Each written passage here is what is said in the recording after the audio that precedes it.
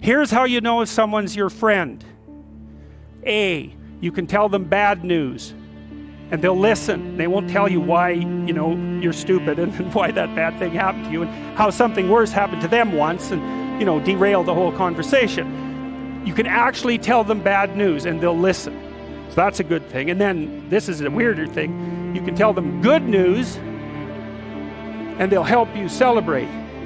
And that's a really good way of deciding who you should have around you, because if you have someone around you, something good happens to you, and you're kind of afraid to even admit it because, God, something good happened to you. It's like, you let that be known and it'll certainly be taken away. So, you come out and you sort of tell someone half-heartedly that something good happened to you, and they give you a whack and then talk about, the great thing that happened to them 3 years ago, or worse, the great thing that happened to someone that they knew 3 years ago. It's like, go away from that person. They're not helpful to you, and they're not helpful to themselves either. And so you want to surround yourself, you got to think about this. You got to surround yourself with people who want the best for the best part of you.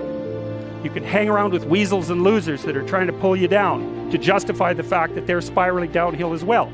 And the upside of that is you don't have to have any responsibility, and you can all whine about how wretched life is, so that's pretty attractive. But I would say it's also a bad medium to long-term plan. And so it's acceptable and desirable to try to surround yourself with people who are facilitating your development. And you might say, well, I've got people around, I know them well, they're not doing that well, and they don't fit into that category. It's like, what's your point? What are you going to do with them? Exactly. If they'll listen and cooperate with you and move towards a better future, great. If they don't pay any attention and they keep doing the same damn things over and over and they're not going anywhere and it's painful, then maybe the proper thing to do is say, you just have your misery. I'll go off and have my life. And maybe you'll wake up at some point in the future and think that's a better way of being. Because just putting up with it is, they call that enabling, right? Put up with that sort of behavior, you're providing tacit consent for it and even tacit approval. It's like, it's a bad idea. You have, I would say, both the right and the responsibility to surround yourself with people who are good for the best part of you. And that's not the same as, I don't have to elaborate on that. You can figure out what that means. Skills, that's another thing you can do, and if you want to increase your probability of success. Every time you have an opportunity to take an opportunity that would provide you with a new skill, do it, right? Learn to program, learn to write, learn to read new things, learn to public speak, learn how to introduce yourself to people, learn how to social network, learn how to go talk to your boss in a manner, this is the right way to go talk to someone who's supervising you. I see this problem, and here's the solution, and so I'm coming to talk to you about the problem and the solution. It's like that person is going to want to talk to you a lot. It's like, because the other people they're talking to are going to come and say, I've got a problem.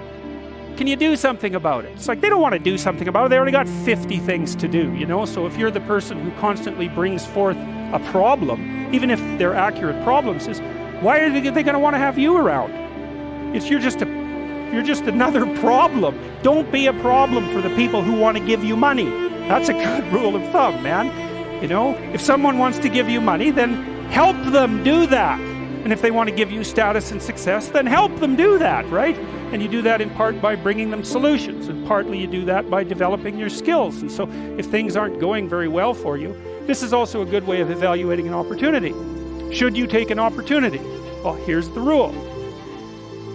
Take the opportunity if it will teach you something that you can use for other opportunities. Because then even if it fails, which you probably will, it doesn't matter, because you've accrued something of value that you can bring forward to the next situation. So, there's this old Jungian idea that I told you about.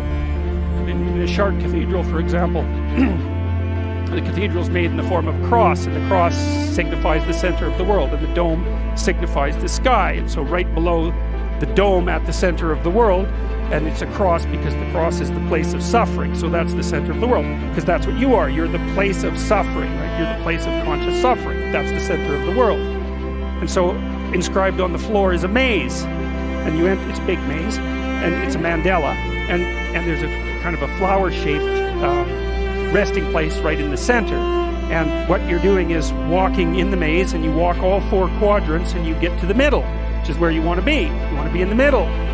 Well, how do you get there? You walk everywhere. And what does that mean? It means every bloody time you're offered an opportunity, take it and develop your skills.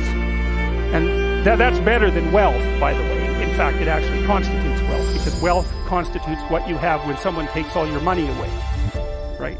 That's real wealth. And so the way that you build up that sort of wealth is you turn yourself into someone who's competent in multiple directions. And you can be doing that all the time, right? Especially with the kind of technology that you people have access to. I mean, you can learn anything you want whenever you want. So what a good deal that is, man. And so there's easy fruit hanging that you could pick, and I would recommend that you do that.